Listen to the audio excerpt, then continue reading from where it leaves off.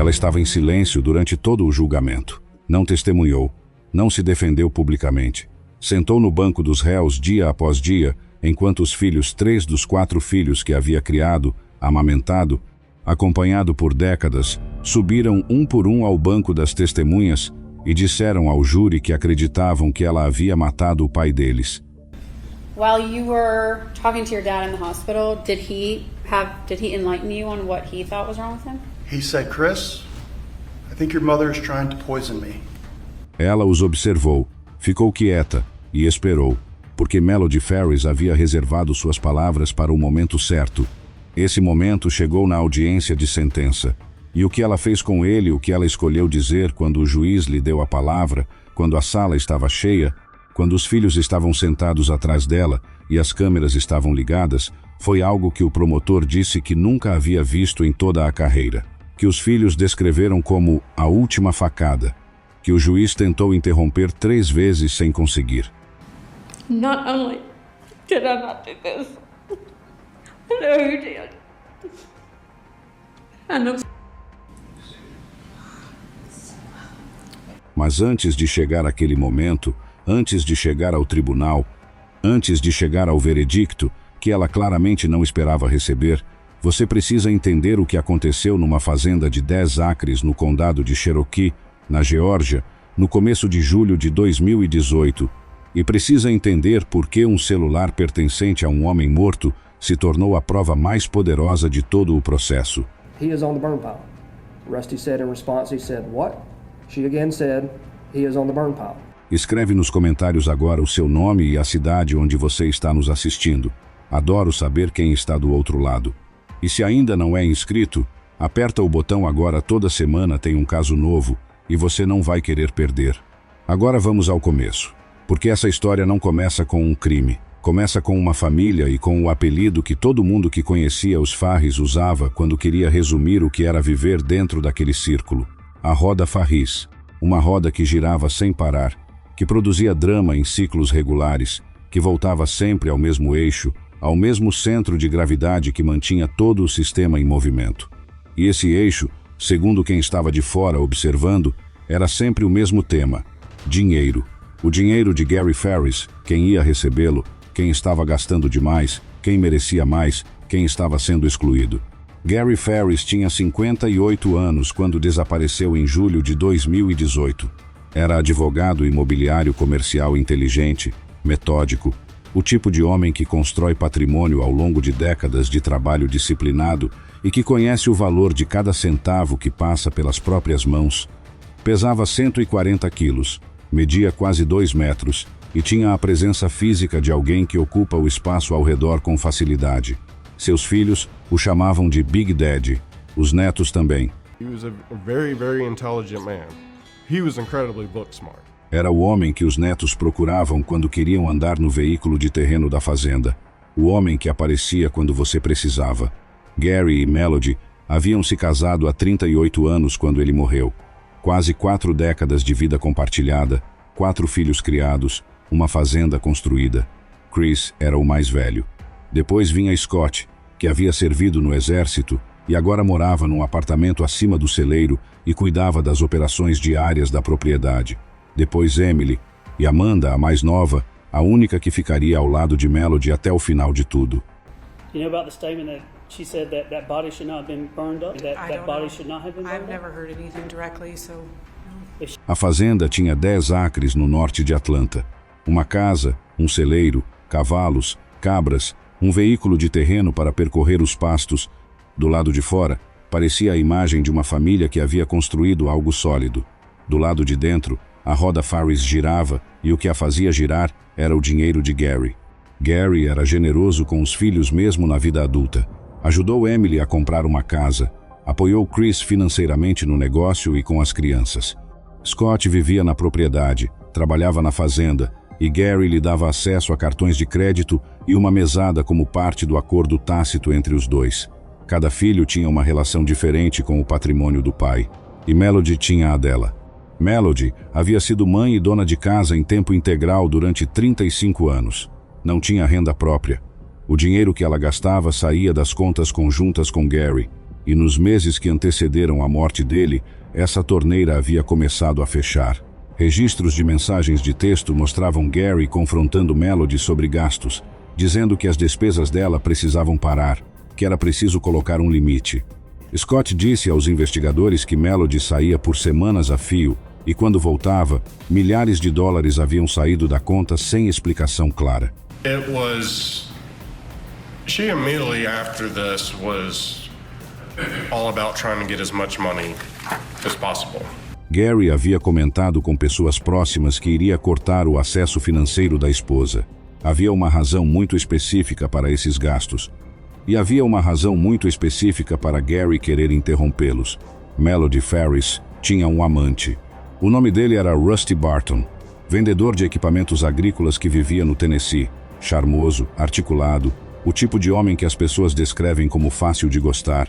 Melody e Rusty se haviam encontrado por volta de 2014, quando ela foi ao Tennessee ajudar a cuidar de uma parente doente dele. O relacionamento havia começado ali e durado anos. Registros telefônicos mostravam uma comunicação constante entre os dois todos os dias, em qualquer horário, incluindo as madrugadas. Haviam pesquisado alianças de casamento juntos. O promotor apresentou isso ao júri como evidência de que havia um futuro planejado, um futuro que só poderia existir se um obstáculo fosse removido. Did you know she was married? I did. Did you know she was married to Gary? I did. I'm not asking for details or anything, but you two were intimate during this relationship? We were. O caso não era exatamente um segredo. Scott disse que a família sabia, que Gary havia ficado sabendo, que quando Emily se casou em 2016, Melody apareceu no casamento com Rusty enquanto o marido estava no mesmo evento. Foi constrangedor para todo mundo, disse Scott. Ela achava que estava escondendo, mas todo mundo sabia. There at the same venue and you're dancing and drinking and having a good time with this other man. It was upsetting to Gary. Os investigadores descobriram Rusty de uma forma mais direta. Encontraram um cartão de crédito no nome de Roy Barton, apelido Rusty, dentro da bolsa de Melody. O dinheiro que ela gastava nas viagens para o Tennessee saía das contas de Gary. Na noite de 3 de julho de 2018, Gary chegou em casa depois de um dia fora. Queria que Melody preparasse o jantar. Ela disse que havia comida suficiente na geladeira e que, se ele não quisesse, podia ir buscar em outro lugar. Gary desceu para o quarto no porão. Ele dormia separado da esposa por causa da apneia do sono, com o aparelho CPAP que precisava para respirar à noite. Segundo Melody, foram as últimas palavras que trocou com o marido. Pense nessa cena por um momento. 38 anos de casamento, 4 filhos, uma fazenda construída juntos. E as últimas palavras ditas ao homem com quem você dividiu tudo foram sobre comida na geladeira. Scott havia chegado em casa por volta das 11h30 da noite, vindo de um dia no lago com amigos. Disse que ao entrar na propriedade, viu um brilho na direção da pilha de queima, uma área da fazenda, onde a família acumulava troncos velhos, tocos e restos de madeira para queimar de tempos em tempos. Gary havia mencionado que ia queimar aquele material em breve. Scott achou que era isso. Na manhã de 4 de julho, Scott e Melody disseram que não viram Gary. Não era incomum, segundo ambos, passar o dia inteiro sem cruzar com ele na propriedade de 10 acres. Cada um tinha sua rotina, seus espaços. Na manhã de 5 de julho, 2 netos que haviam passado a noite na fazenda pediram para andar no RTV com o Big Daddy. Foram procurá-lo, não encontraram em lugar nenhum. A família começou a vasculhar a propriedade inteira, pastagens, celeiro, lagoa, cada canto dos 10 acres. Nada. Scott e um familiar estavam parados perto da pilha de queima quando Scott olhou para o chão. Viu ossos. Agachou, olhou com mais atenção e disse as palavras que ninguém que estava presente conseguiu esquecer depois. Eu o encontrei. A equipe forense chegou e passou horas peneirando as cinzas da pilha, trabalhando até depois de escurecer.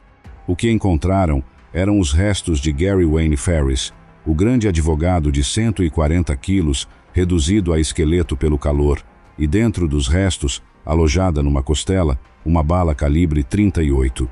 A mesma calibre de um projétil encontrado no chão do porão da casa. Gary havia sido baleado antes de ser colocado na pilha. O que havia parecido possivelmente uma morte acidental era um homicídio deliberado. O detetive Daniel Reis assumiu o caso. A primeira pergunta óbvia era física, quase absurda de tão difícil.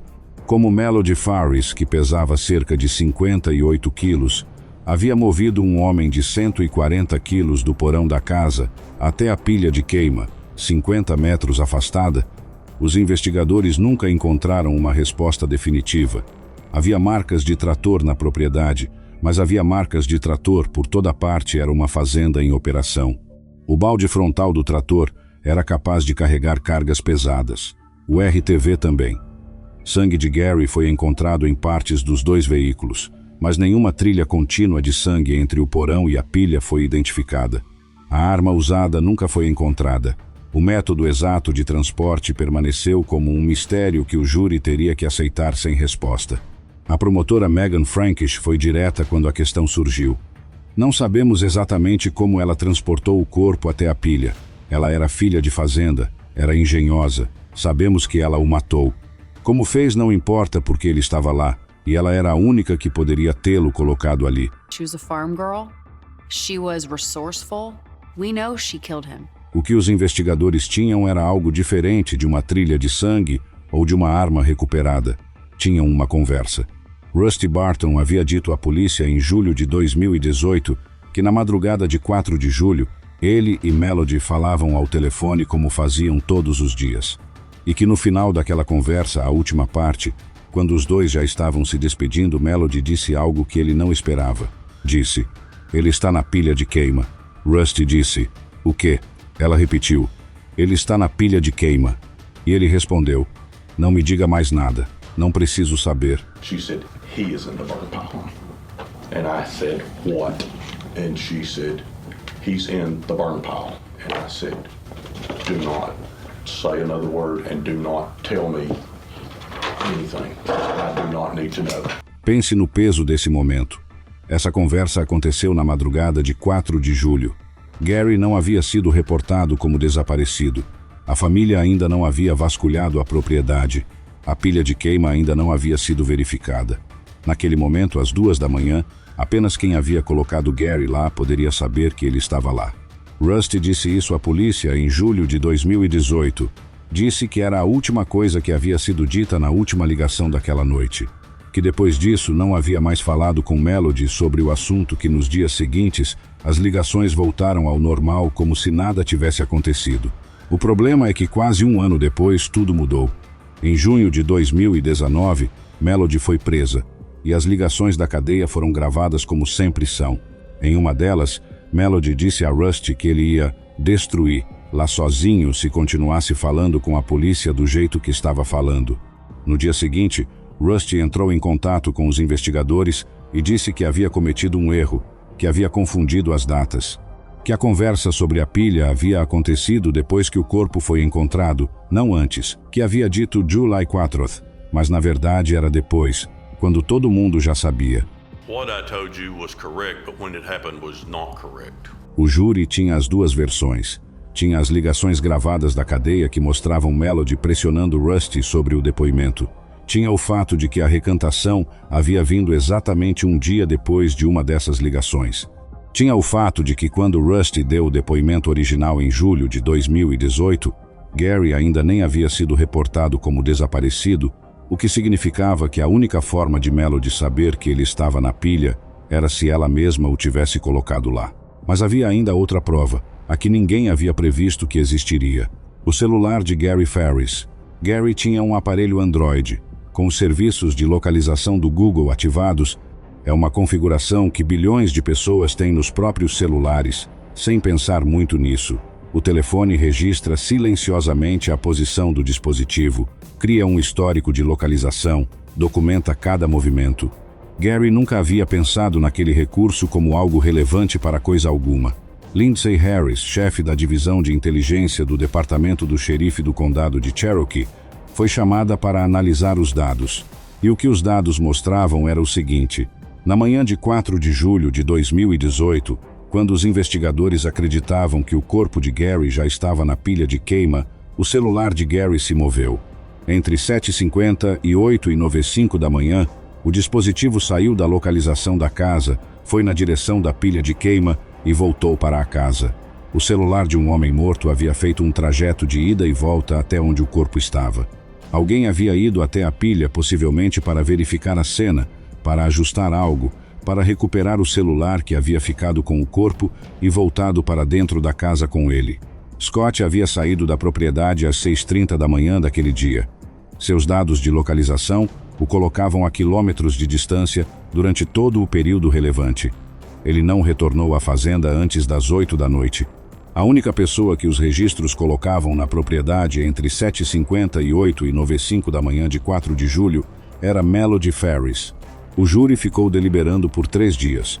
No terceiro dia, enviaram uma nota ao juiz dizendo que estavam em impasse. O juiz pediu que tentassem mais uma vez, com mais cuidado. Algumas horas depois, voltaram com um veredito.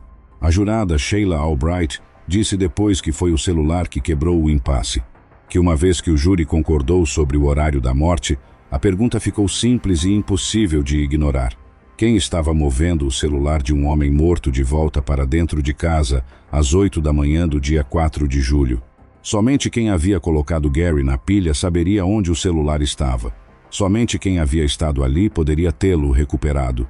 E somente quem havia estado ali sozinha, sem ninguém para confirmar ou contradizer, poderia ter feito aquele trajeto de ida e volta sem que ninguém soubesse. Melody Ferris foi encontrada culpada em todos os 5 contos apresentados pela acusação: malice murder, homicídio doloso, agressão agravada com arma de fogo, ocultação da morte de outra pessoa, declarações falsas à polícia. O veredicto foi lido em outubro de 2024, após um julgamento que durou semanas e que dividiu a família Ferris de formas que provavelmente nunca serão recompostas. 3 dos 4 filhos haviam testemunhado contra a mãe. A filha mais nova, Amanda, havia ficado ao lado da mãe até o fim, acreditando na inocência dela quando ninguém mais acreditava. A audiência de sentença foi marcada para dezembro, e foi ali que Melody Ferris fez a escolha que definiu, para quem assistiu, quem ela realmente era. O juiz deu a ela a oportunidade de falar antes de pronunciar a sentença. Era o momento que qualquer réu usa para pedir clemência, para expressar arrependimento, para falar sobre os netos, sobre o quanto ainda queria ver, sobre o que a família precisaria dela, para tentar tocar o coração do juiz com algo humano.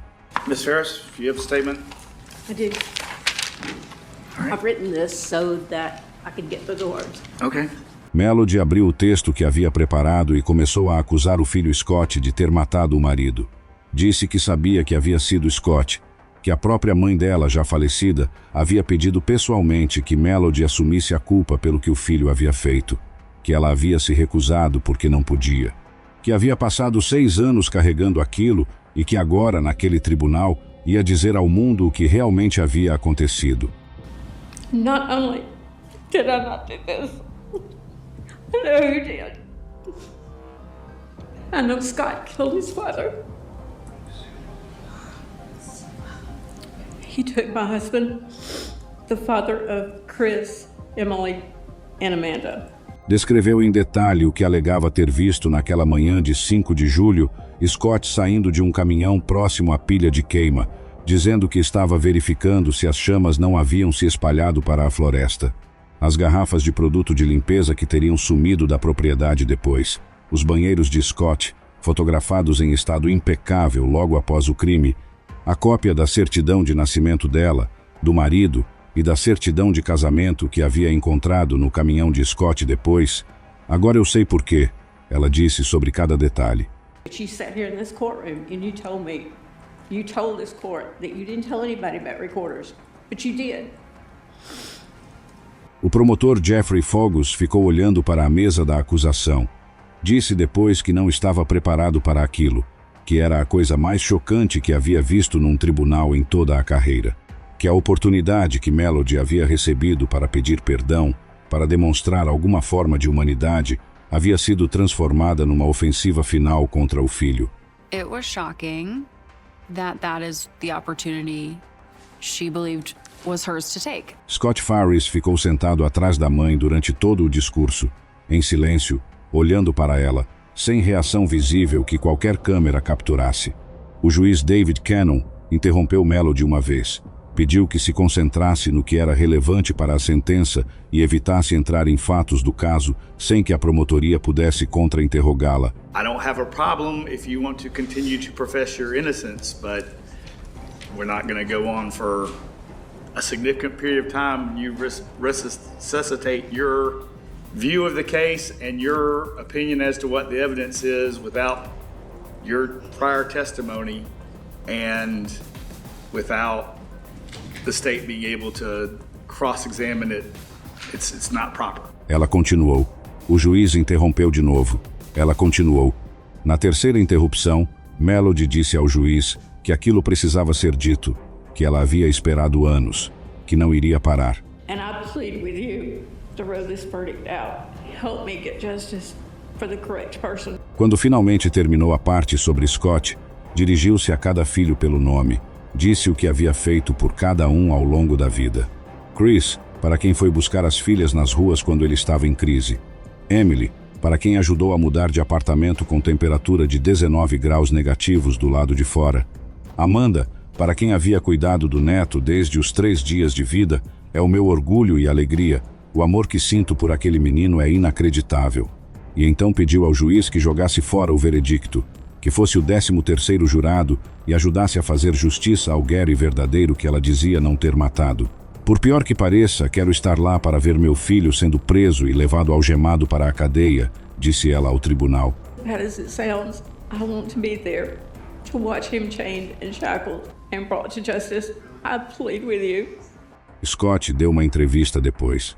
Disse que o discurso da mãe havia sido a última volta da faca. A última tentativa de tornar a vida de alguém um inferno, porque as coisas não saíram do jeito que ela queria. E então disse algo que resumia 6 anos de pesadelo familiar numa única frase. Meu pai amava minha mãe, lutou por ela, era um pai muito amoroso. O juiz Cannon pronunciou a sentença. Prisão perpétua com possibilidade de liberdade condicional após 30 anos cumpridos. Mais 5 anos consecutivos pela ocultação da morte de Gary, por ter queimado os restos do marido e dificultado a descoberta de que havia sido assassinado. As declarações falsas à polícia correriam concomitantemente com os 5 anos adicionais. Melody Farris tem 64 anos. A liberdade condicional, se vier, será quando ela tiver mais de 94. Ela foi conduzida para fora da sala algemada, assim como havia dito que queria ver o filho ser conduzido. Não era ele, era ela. O celular de Gary, o aparelho Android, com a localização ativada que havia registrado silenciosamente um trajeto de ida e volta na manhã de 4 de julho, foi apresentado ao tribunal como evidência. Mas Gary nunca saberá que o próprio telefone o defendeu. Que os dados que ele nunca pensou em verificar, a configuração que nunca imaginou que importaria, contaram ao júri o que nenhuma testemunha humana havia conseguido contar com essa precisão. Os netos de Gary Farris, Ella, Addison, Olivia, Jax e James, 3 deles sem memória do avô porque eram novos demais quando ele morreu, crescerão sabendo que Big Daddy existiu. Que havia um homem grande que queria andar de RTV com eles na fazenda. Que havia um avô que amava os filhos mesmo quando eles cometiam erros. Que aparecia quando alguém precisava. Que havia construído algo em 10 acres do condado de Cherokee que deveria ter durado por gerações. E que esse homem foi reduzido a ossos e cinzas numa pilha de queima na propriedade onde havia vivido, pela mulher com quem havia passado 38 anos. A roda Farris parou de girar. O que sobrou não é o drama e a dinâmica de uma família complicada. É uma fazenda dividida, filhos que não se falam, netos que crescem com uma fratura no centro da família que nenhuma sentença vai consertar completamente. E uma mulher de 64 anos que, quando teve a última oportunidade de dizer algo que importasse, escolheu usar aquelas palavras para atacar o filho em vez de honrar o marido que ela diz ter amado. Se você chegou até o final desse caso, me conta nos comentários. O que mais ficou com você nessa história? O celular de Gary se movendo sozinho às 8 da manhã do dia 4 de julho? A confissão que Melody sussurrou ao amante na madrugada antes do corpo ser encontrado? Ou o que ela escolheu fazer com a única oportunidade de falar que o tribunal lhe deu? Inscreve no canal se ainda não fez isso. Toda semana tem um caso novo aqui. A gente se vê no próximo expediente.